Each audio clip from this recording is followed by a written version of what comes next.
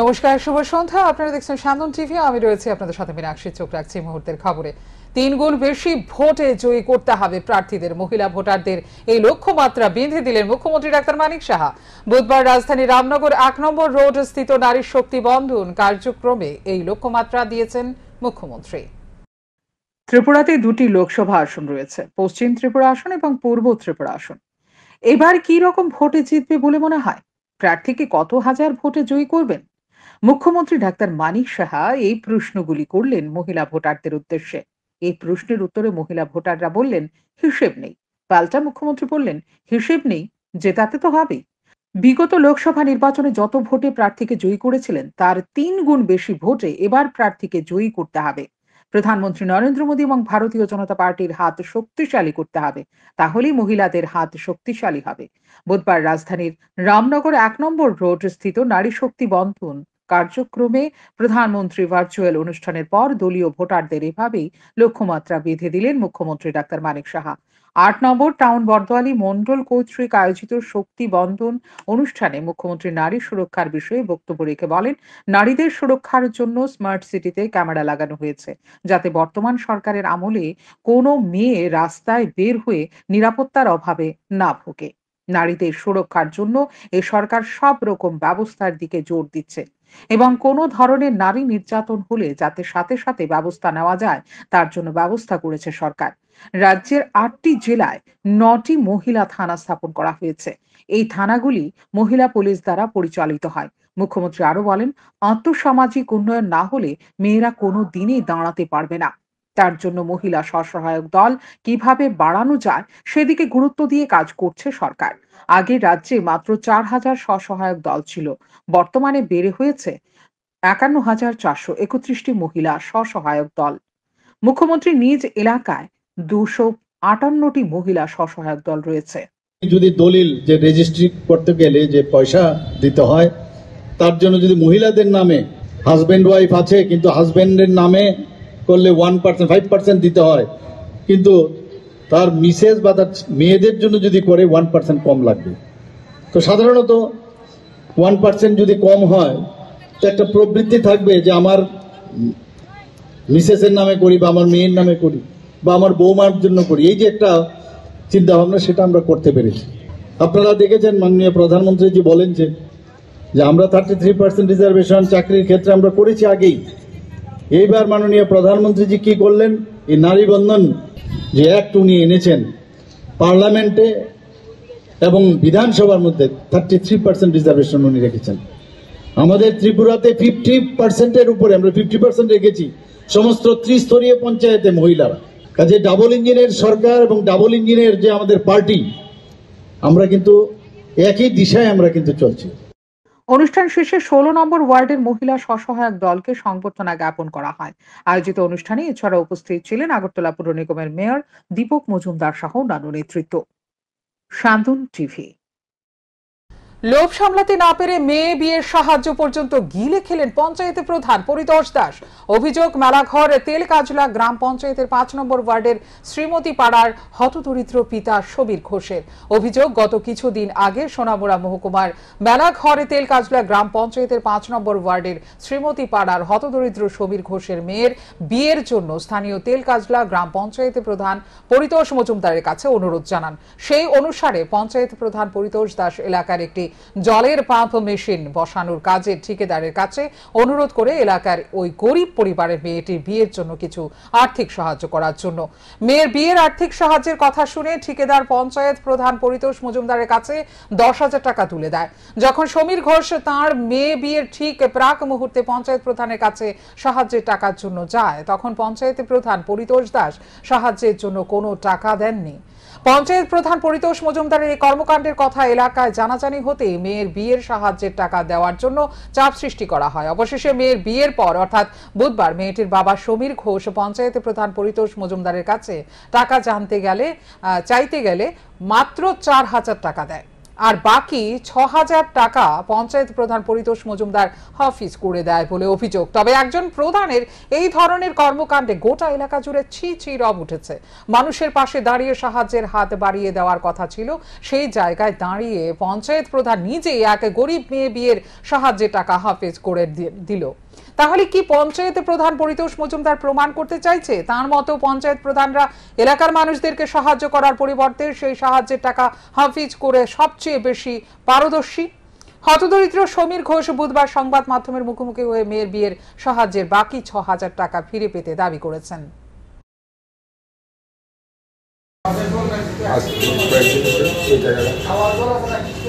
শুনছি যে কালকে প্রধানের অ্যাকাউন্টে ৫০০০ টাকা প্রধানের হাতে ৫০০০ টাকা আজকে আমরা খবর দিয়েছি। খবর দিয়ে নেওয়ার পরে এবার আমাদের দিয়েছে ৬০০০ টাকা। আজ ৬০০০ টাকা ৬০০০ টাকা কার কাছে আছে? কারো ৫০০০ টাকা আছে প্রধানের কাছে, ৫০০ টাকা আছে। তার নাম কি? চৌবান্নিয়ারের ৫০০ টাকা ও প্রধানের ৫০০০ টাকা। কোন পঞ্চায়েত তারা? এখন আপনি কি চাইতেছেন? এখন টাকাটা কেন পাওয়া যায়? আপনার মেয়ে বিয়ের টাকা এটা? হ্যাঁ। ঠিকাদারি কাজের অনিয়ম ঘিরে ব্যাপক হুলস্থুল। উদয়পুর মোড়াপাড়া এলাকার গ্রাম পঞ্চায়েতের ৪ নম্বর ওয়ার্ডে ভাঙচুর ঠিকাদার সংস্থার গাড়ি। দাবি উঠেছে এলাকাবাসী ক্ষতিপূরণ মিটিয়ে দেওয়ার। গত কয়েকদিন ধরে উদয়পুর মহকুমায় মোড়াপাড়া এলাকার গ্রাম পঞ্চায়েতের ৪ নম্বর ওয়ার্ডের বিদ্যুৎ দপ্তরের জনৈক ঠিকাদার বিদ্যুৎ পরিবাহী তার লাগানোর কাজ করছে। মঙ্গলবার সারাদিন ধরে এই এলাকায় বিদ্যুৎ ছিল না। রাতের দিকে বিদ্যুৎ সংযোগ দেওয়া মাত্র এলাকার ৩০ থেকে ৩৫টি পরিবারের আচমকা বৈদ্যুতিক সামগ্রী নষ্ট হয়ে গেছে বলে অভিযোগ করেন এলাকার লোকজন। এতে কারোর টিভি, কারোর ফ্রিজ বিকল হয়ে গেছে, যার ফলে এলাকার লোকজন ক্ষুব্ধ হয়ে ওঠে।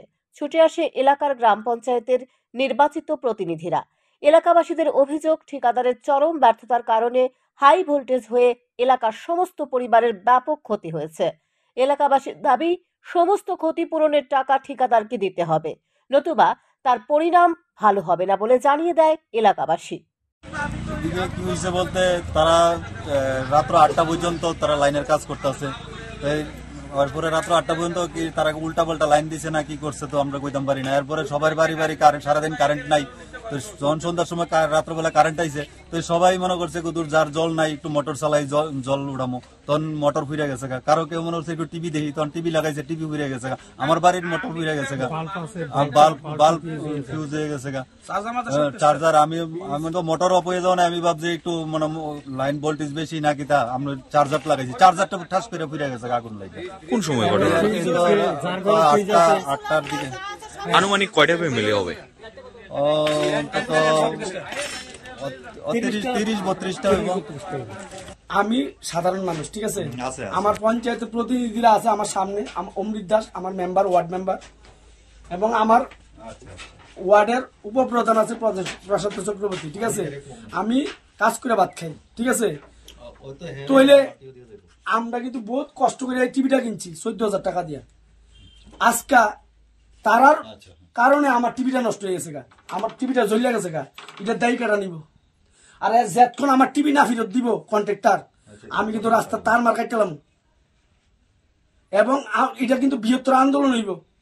এটা আপনার কাছে, মানে আমি সবার কাছে, ত্রিপুরার প্রত্যেকটা লোকের কাছে আবেদন, আমরা ৪ নম্বর ওয়ার্ডে ৩৫টা ফ্যামিলি যত ক্ষতি হয়েছে, এই ক্ষতি যতক্ষণ না দিব, এটার বৃহত্তর আন্দোলন হইব।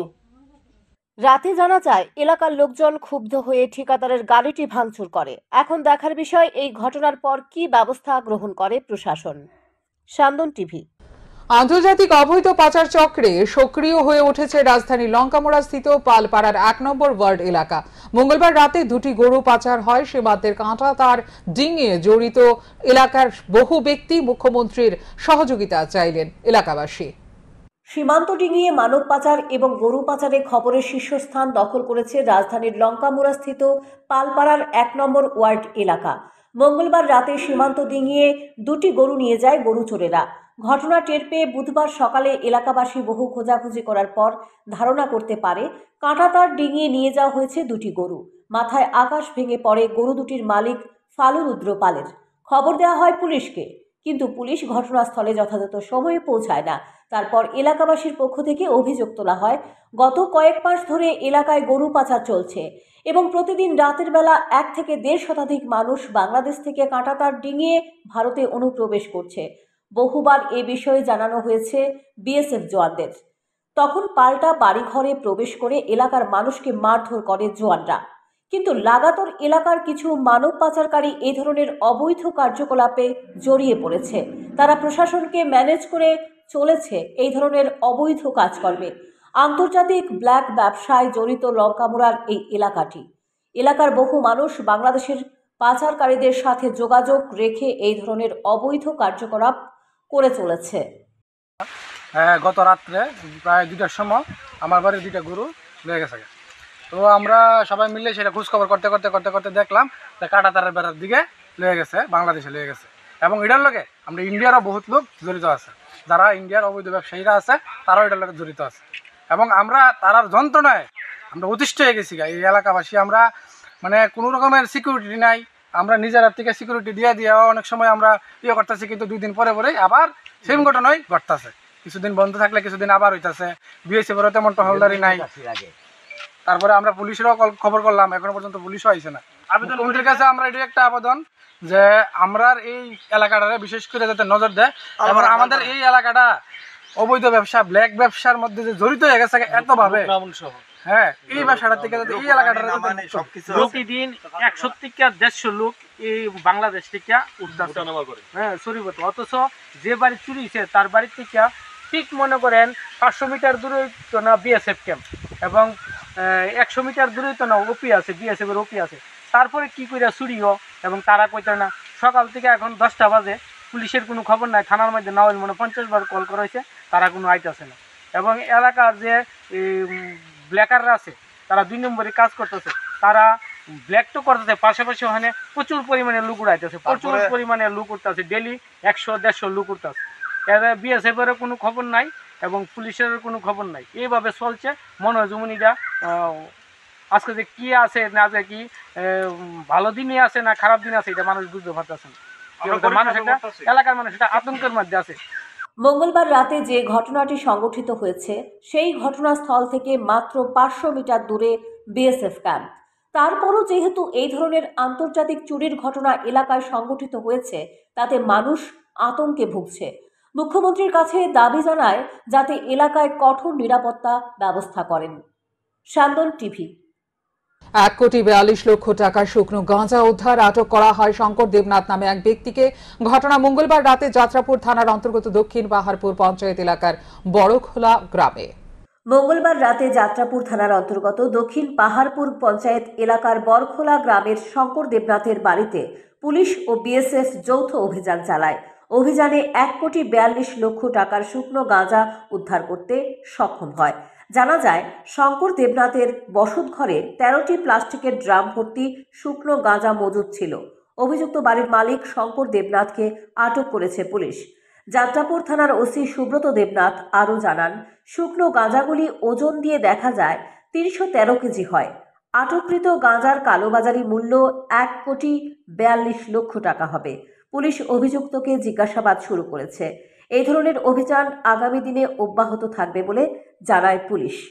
একটি গোপন খবরের ভিত্তিতে গতকাল গভীর রাত্রে আমাদের থানা স্টাফ ইন্সপেক্টর অরূপ দেববর্মা এবং অন্যান্য পি স্টাফ এবং শালপুরের বিএসএফ ওরা মিলে একটা রেড করি। খবর ছিল আমাদের বরখোলা সাউথ পাহাড়পুর বরখোলার একজনের বাড়িতে প্রচুর পরিমাণে গাঁজা মজুদ আছে। তো অ্যাকর্ডিংলি আমরা রেড করি।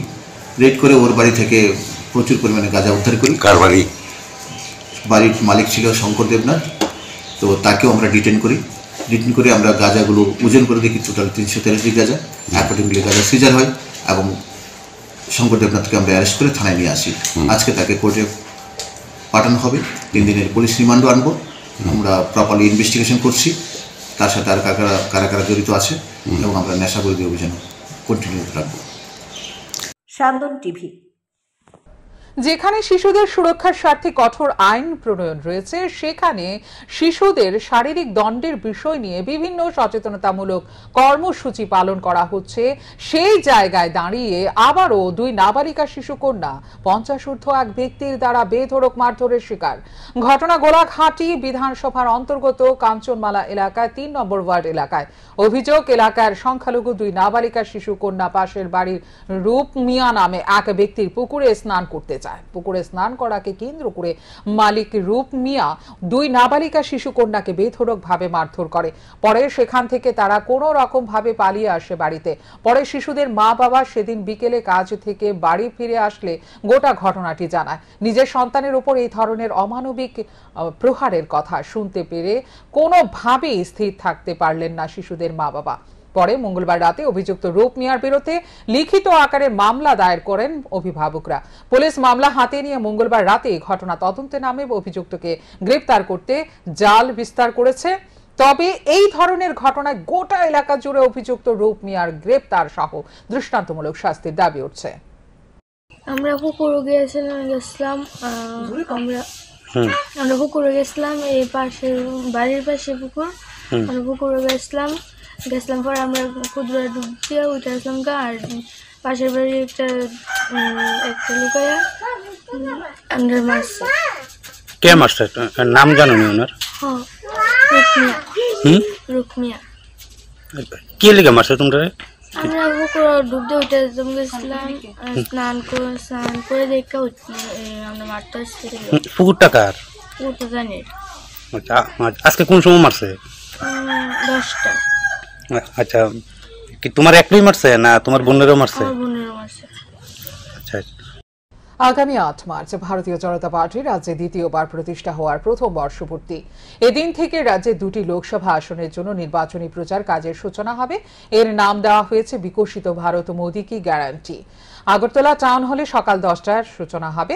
9 শতাধিক প্রতিনিধি এতে অংশগ্রহণ করবেন। বুধবার প্রদেশ বিজেপি কার্যালয়ে এক সাংবাদিক সম্মেলনের মধ্য দিয়ে এই বিষয়ে বিস্তারিত জানান প্রদেশ বিজেপি সহ সভাপতি তাপস ভট্টাচার্য। এদিন টাউন হলে নির্বাচনী রূপরেখা নিয়ে বিস্তারিত আলোচনা হবে। এর সূচনার অনুষ্ঠানে একটি সাজেশন বক্স থাকবে। সেখানে মানুষের কাছে সংকল্পপত্রের জন্য পরামর্শ দেওয়া হবে। এর থেকে যেগুলি সাধারণ মানুষের কাজে আসবে সেগুলি হিসেবে গ্রহণ করা হবে। এদিন 4টি গাড়ি রাস্তায় নামবে। 7টি বিধানসভা কেন্দ্রের গাড়িগুলো ঘুরে মানুষের জন্য নরেন্দ্র মোদীর বিভিন্ন কাজ সম্পর্কে প্রচার করবে বলে জানান। এই গাড়িগুলির মধ্যে সাজেশন বক্স থাকবে। মানুষের কাছ থেকে সাজেশন বক্সের মাধ্যমে পরামর্শ গ্রহণ করা হবে বলে জানান তিনি। বিষয় হচ্ছে লোকসভা নির্বাচন। লোকসভা নির্বাচন আমরা সবাই জানি, লোকসভা নির্বাচনকে কেন্দ্র করে সারা ভারতবর্ষে প্রচার কম বেশি শুরু হয়েছে। আমাদের রাজ্যেও তার উত্তাপ থেকে দূরে নেই। আমাদের রাজ্যে পশ্চিম ত্রিপুরা লোকসভা কেন্দ্রে প্রার্থী ঘোষণা হয়েছে, পূর্ব ত্রিপুরাতে হবে। সারা বছর পার্টির কার্যক্রম চলে, কিন্তু তারপরেও নির্বাচন ঘোষণা হলে আলাদা একটা পরিবেশ তৈরি হয়, যে পরিবেশকে কেন্দ্র করে রাজনৈতিক দলগুলো তার বিভিন্ন কার্যক্রম নিয়ে থাকে এবং সেগুলো বাস্তবায়িত করার চেষ্টা করে, মানুষের সামনে যাওয়ার চেষ্টা করে, মানুষকে আকর্ষিত করার চেষ্টা করে। আপনারা জানেন, ভারতবর্ষের সর্বত্র আজকের দিনে পরিবার বা বনাম রাষ্ট্রবাদ, এটা ব্যাপক একটা প্রচার, রাজনৈতিক প্রচার হিসেবে দাঁড়িয়েছে। আমরা ভারতীয় জনতা পার্টি মোদিজির যে গ্যারান্টি, সেই গ্যারান্টিকে কেন্দ্র করে এবং মোদি কা পরিবার, আমরা সবাই মোদিজির পরিবারের সদস্য, একে কেন্দ্র করে আমরা আগামী দিনে নির্বাচনে প্রতিদ্বন্দ্বিতা করতে যাচ্ছি। নারী শক্তি বন্ধন কর্মসূচির অঙ্গ হিসেবে স্বসহায়ক দলের সদস্যদের উদ্দেশ্যে ভার্চুয়ালি সম্বোধন করেন প্রধানমন্ত্রী নরেন্দ্র মোদী। বিজেপি প্রতাপগড় মন্ডল অফিস সংলগ্ন স্থানে স্বসহায়ক দলের মহিলারা যেন প্রধানমন্ত্রীর ভাষণ শুনতে পারে তার ব্যবস্থা করা হয়।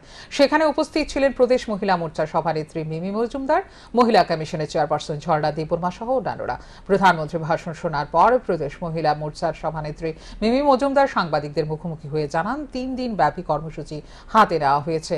তার মধ্যে 4 মার্চ অনুষ্ঠিত হয়েছে ম্যারাথন নারী শক্তি বন্ধন কর্মসূচি, 5 মার্চ অনুষ্ঠিত হয়েছে নারী শক্তি বন্ধন পদযাত্রা, বুধবার অনুষ্ঠিত হয়েছে নারী শক্তি বন্ধন অভিনন্দন কর্মসূচি। এটা হচ্ছে লোকসভা নির্বাচনের পূর্বে মহিলা মোর্চার দ্বারা আয়োজিত শেষ কর্মসূচি।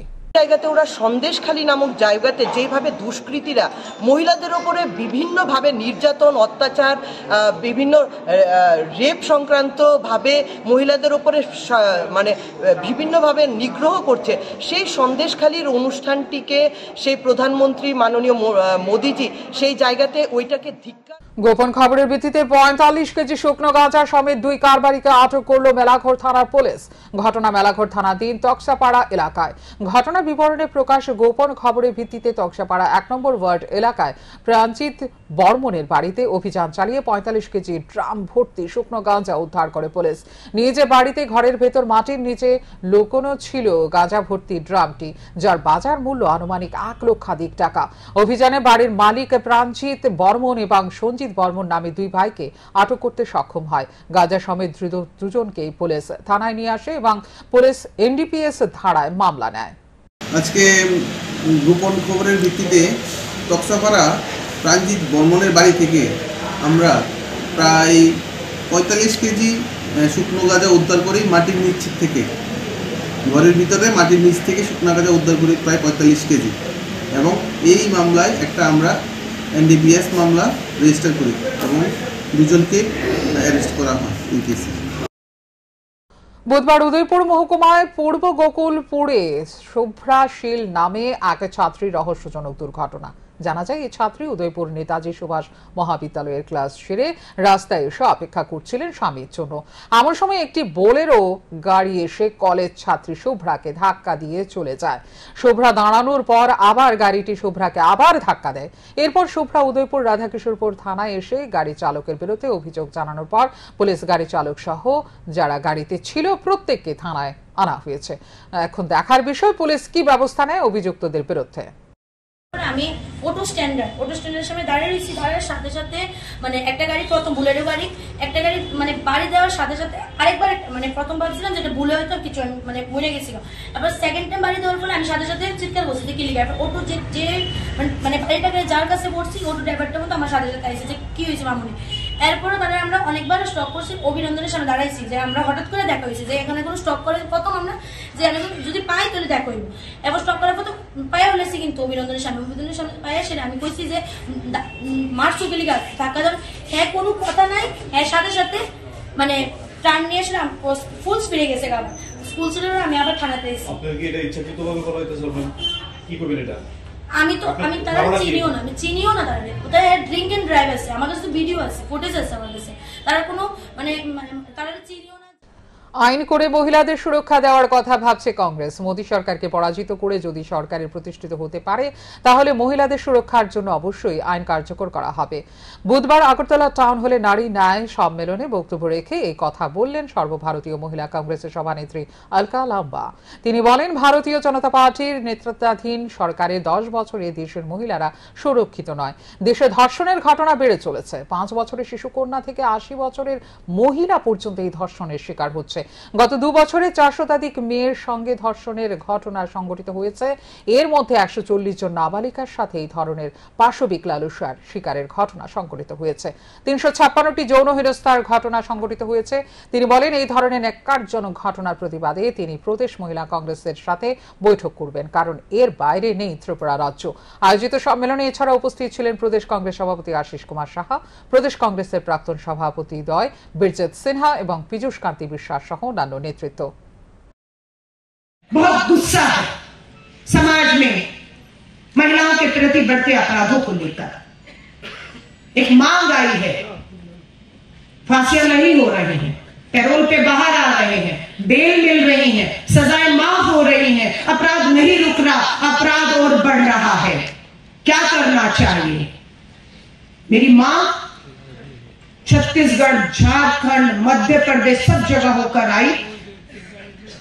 ये मां बहनों की तरफ से नहीं, नाबालिग बेटी के जो बलात्कार की शिकार हुई उसके पिता ने मुझे कहा, जो बहन की लड़ाई एक भाई अदालत में लड़ रहा है न्याय की, उस भाई ने कहा कि जब तक नाबालिग बेटी के बलात्कारियों को मुकदमा फास्ट ट्रैक स्पेशल कोर्ट में चलाकर इन्हें फांसी नहीं, इन्हें नपुंसक नहीं बनाया जाएगा, ये समाज सुरक्षित नहीं होगा। ये मां भाई ने उठाई, पिता ने उठाई। डर और खौफ। मैं आपसे पूछती हूं, जिसे नपुंसक बनाने की बात हो रही है वो है कौन?